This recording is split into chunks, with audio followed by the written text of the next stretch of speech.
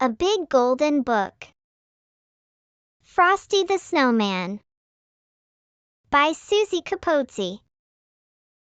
Illustrated by Fabio Laguna and Andrea Cagle. It started with the snow. It was the kind of snow that made happy people happier and giddy people giddier. It even made friends out of enemies. It was the first snow of the season, and it fell on the day before Christmas. When the first snow is also a Christmas snow, something magical is bound to happen. The children at school wanted to be outside, playing in the snow. Instead, they were in class watching a magician named Professor Hinkle try to perform magic tricks. Messy, messy, messy. Professor Hinkle grumbled. His magic tricks were not working, so he threw his hat in the trash can. Luckily, his rabbit, Hocus Pocus, rescued it. Finally, when the school day was over, the children raced outside. Now they could play in the snow. They decided to build a snowman. A little girl named Karen had the most important job. She would make the snowman's head. They gave the snowman a corncob pipe, a button nose, and 2 eyes made of coal. He looked wonderful. Then it was time to give him a name. How about Frosty? Said Karen. All the children cheered and sang a song about him. Meanwhile, Professor Hinkle was chasing Hocus Pocus. The rabbit still had his hat. Just when Professor Hinkle thought he'd finally caught him, the hat flew away on a gust of winter wind. Karen caught the hat and put it on Frosty's head. Then something truly extraordinary happened. Frosty the Snowman opened his eyes and said, "Happy birthday!" That hat brought Frosty to life, exclaimed Karen. It must be magic. When Professor Hinkle saw how magical his hat was, he snatched it back. With a magical hat, he could become a millionaire magician. But we saw Frosty come to life, said Karen. Professor Hinkle tried to convince Karen and her friends that they were just being silly. Snowmen can't come to life, he said. But the children knew better. Hocus Pocus knew better too. He switched the hat on Professor Hinkle's head with a Christmas wreath. Hocus Pocus hopped with the magical hat to the children and Frosty. Look, cried Karen. The hat is back. Let's see if it will bring Frosty back to life again. Karen placed the hat on Frosty's head. Happy birthday! Frosty exclaimed. Frosty couldn't believe he could do so many things. He could make words and move. He could juggle and almost count to 10. He was even ticklish. He was alive as he could be. Soon the red in the thermometer started to rise. Oh! exclaimed Frosty. When the temperature goes up, I start to melt. And when I start to melt, I get all wishy-washy. Karen realized he needed to go to a place where he'd never melt. It was decided. The children would put Frosty on a train for the North Pole. They made a party of it. Let's have a parade! Frosty exclaimed. When they finally arrived at the train station, they realized they didn't have enough money for their tickets. No money, no ticket, shouted the ticket master. Now I'll never get to the North Pole, Frosty said. Oh, Frosty, cried Karen. You just can't melt. Hocus Pocus pointed Frosty and Karen toward a little freight train that was just outside the station. It was heading north and had a refrigerated boxcar.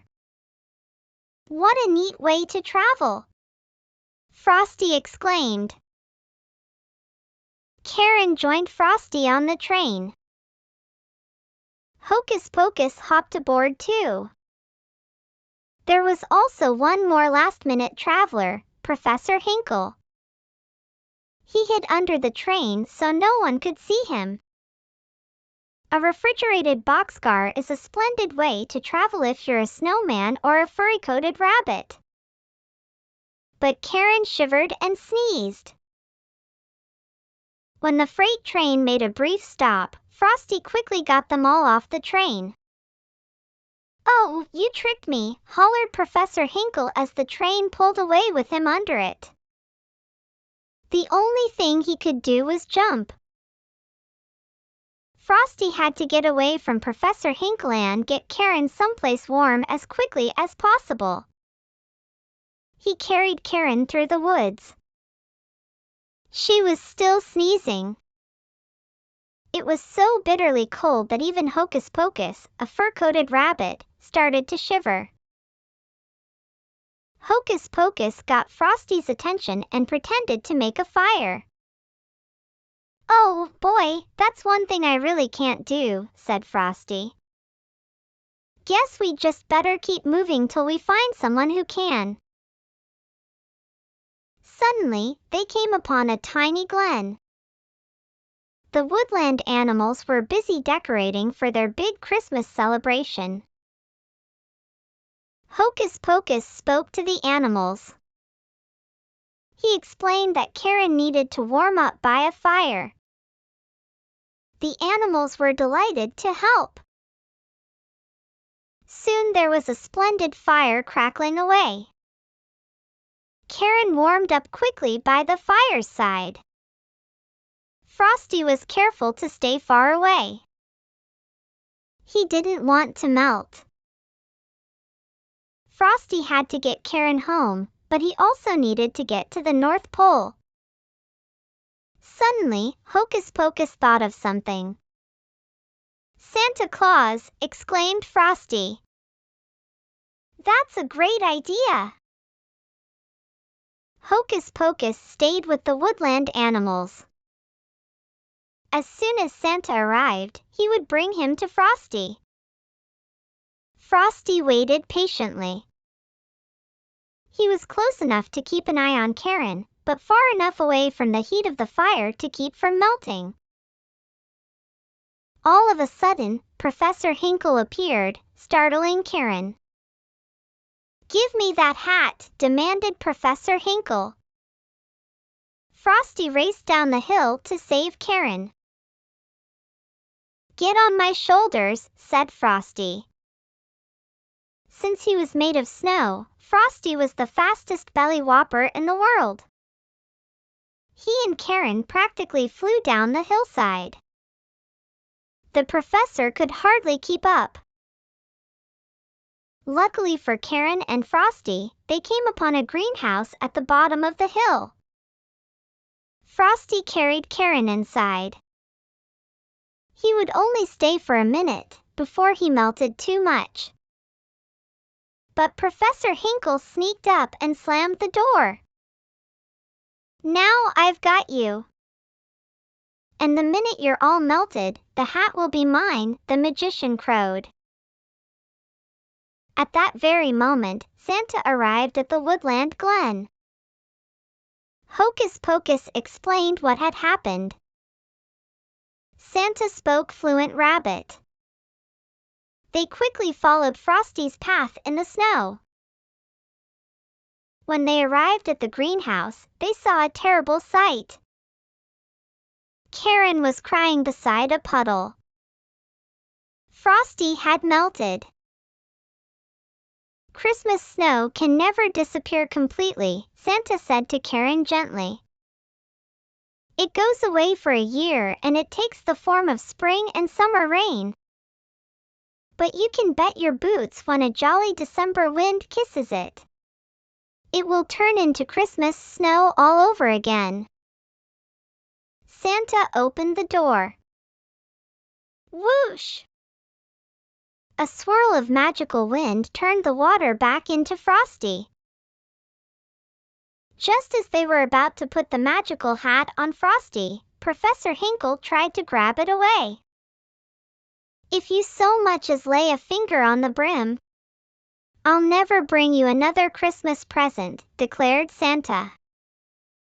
Professor Hinkle reluctantly agreed to let Frosty have the hat. Once that was all settled, there was only one thing left to do. Santa put the hat on Frosty. Happy birthday! Frosty exclaimed once again. Frosty was alive. Karen was overjoyed. The friends got into Santa's sleigh and took flight. Santa took Karen home first. Karen was very sad. She didn't want to say goodbye, but she knew Frosty was going to live at the North Pole and could not stay. The two friends hugged and promised to see each other next year.